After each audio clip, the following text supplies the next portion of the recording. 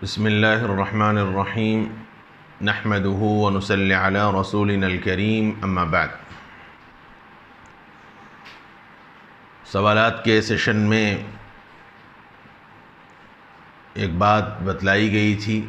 خاص طور پر ہمارے ایک غیر مسلم بھائی کا جو سوال تھا، شراب کے حرام ہونے کے سلسلے میں ان کے مطالعے سے یہ بات سمجھ میں آئی کہ قرآن کے اندر کہیں بھی شراب کے حرام ہونے کا ذکر نہیں ہے۔ اسی کے جواب میں یہ بات بتلائی گئی تھی جو کل کا سیشن تھا، کہ شراب کی حرام ہونے کے سلسلے میں قرآن مجید کے اندر سٹیپ بائی سٹیپ اور درجہ بدرجہ تدریجاً احکامات نازل ہوئے۔ پہلی آیت کے متعلق کچھ اجمالی باتیں کل آپ کے سامنے آئیں۔ یسألونک عن الخمر والمیسر قل فیہما اثم کبیر ومنافع للناس واثمہما اکبر من نفعہما۔ اس آیت کے متعلق بتلایا گیا تھا کہ جب یہ آیت نازل ہو گئی تو صحابہ جو پہلے سے بھی شراب سے بچتے تھے، ان لوگوں کے سامنے جب یہ بات آئی کہ جس چیز میں نفع سے زیادہ نقصان ہو ہم ایسی چیز کے پاس جاتے ہی نہیں۔ اور پھر اس کے بعد ایک اور واقعہ پیش آیا، یہ دوسرا اسٹیپ ہے جو واقعہ کا نزول کا، آیت کے نازل ہونے کا سبب بنا۔ سیدنا حضرت عبد الرحمن ابن عوف رضی اللہ عنہ نے ایک مرتبہ دعوت کی اور کھانا وغیرہ ہوا،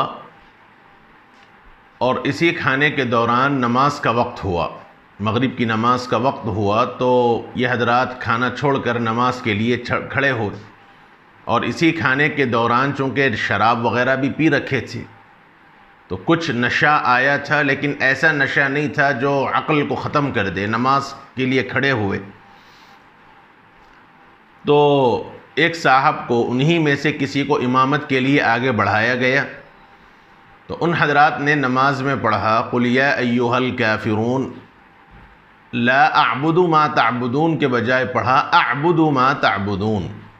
کہ محمد صلی اللہ علیہ وسلم آپ کہہ دیجئے کہ اے کافرو، میں اس چیز کی عبادت کرتا ہوں جس کی تم عبادت کرتے ہو، اعبد ما تعبدون، حالانکہ ہے لا اعبد ما تعبدون، جس چیز کی تم عبادت کرتے ہو یعنی بتوں کی، میں ہرگز اس کی عبادت نہیں کرتا، لیکن اس نشے کی وجہ سے لا کا لفظ یاد نہیں رہا اور رو میں یہ کہہ دیا اعبد ما تعبدون، جو جس چیز کی تم بتوں کی جو عبادت کرتے ہو میں بھی وہ عبادت کرتا ہوں۔ تو جب یہ نماز ہو گئی، نماز کے بعد اب صحابہ میں یہ بات پھیلی، جو لوگ نماز میں شریک تھے، ان لوگوں نے کہا کہ ارے تم نے یہ کیا غضب کر دیا، تم نے ایسے کہہ دیا۔ تو انہوں نے کہا کہ نہیں، میں نے ایسا نہیں پڑھا، بہرحال چونکہ نشے میں تھے اس لیے یہ بات رسول اللہ صلی اللہ علیہ وسلم کے پاس بتلائی گئی کہ یا رسول اللہ ایسی بات ہو گئی۔ تو اللہ کے نبی صلی اللہ علیہ وسلم بہت دیر تک خاموش رہے، اور معاً بعد قرآن مجید کی یہ آیت نازل ہوئی جس میں کہا گیا یا ایھا الذین آمنوا لا تقربوا الصلاة وانتم سکارى حتى تعلموا ما تقولون۔ یہ دوسری آیت نازل ہوئی ہے، دوسرا اسٹیپ، جس میں فرمایا گیا کہ اے ایمان والو، تم لوگ نماز کے قریب نہ ہو جبکہ تم نشے میں ہو، اور نشے کی حالت میں تم نماز کے قریب نہ ہو یہاں تک کہ تمہارا نشہ ختم ہو جائے اور تم اپنی کہی ہوئی باتوں کو تم جان لو۔ اور سب کو معلوم ہے کہ نشے کے اندر انسان اول فول بکتا ہے، اپنی کہی ہوئی باتیں اسے یاد نہیں رہتی۔ تو جب یہ آیتیں نازل ہوئی جس میں نشے کی حالت میں نماز میں آنے کو منع کر دیا گیا، ممانعت کر دی گئی، تو صحابہ پر یہ چیز بڑی گراں گزری، چونکہ نماز صحابہ کے فطرت میں داخل تھی، ان کی محبت تھی، نماز کے بغیر وہ نہیں رہ سکتے تھے۔ تو وہ صحابہ جو شراب پیتے تھے انہوں نے جب یہ محسوس کیا کہ جب یہ اتنی خطرناک چیز ہے کہ اس کے نتیجے میں ہم اللہ کے قریب بھی نہیں ہو سکتے، اور اللہ تعالیٰ کو یہ اتنی ناپسند ہے کہ اس نے اپنے قریب آنے سے ہمیں منع کر دیا، تو پھر ہم ایسی چیز کو اب کیوں پیے؟ گویا یہ پہلے والے اسٹیپ سے اب یہ دوسرا اسٹیپ تھوڑا اور سخت ہوا. پہلے صرف فائدے اور نقصان کے متعلق بتلایا گیا، عقل مندوں کو اشارہ دیا گیا. اب دوسرا ایک تدریجاً حکم نازل کر دیا گیا کہ اب اس وقت تک، چونکہ نماز کا جو اوقات ہیں اور اس اوقات میں اب تم نشہ نہیں کر سکتے. فجر اور سے ظہر کے درمیان کا وقت تھوڑا سا لمبا ہوتا ہے، ظہر اور عصر کے درمیان کا وقت شارٹ ہے، عصر سے مغرب کے درمیان پھر تھوڑا سا درمیان کا وقت ہے، مغرب اور عشاء کے درمیان کا وقت بالکل ٹائٹ ہے، اور عشاء کے بعد تو سونے کا ٹائم ہے. تو گویا اس اعتبار سے صحابہ کے اور وہاں کے بیک گراؤنڈ کو سامنے رکھا جائے تو ایک اعتبار سے فجر سے ظہر کے درمیان کا جو کہ وقت تھوڑا سا زیادہ ہے، یا پھر یہ ہے کہ عصر سے مغرب کے درمیان کا وقت بھی اتنا نہیں ہوتا ہے جس میں نشہ اتر سکے، تو رات کو عشاء کو سونے سے پہلے. تو گویا اب صرف 2 ہی وقت تھے، عام وقتوں میں بندش کر دی گئی.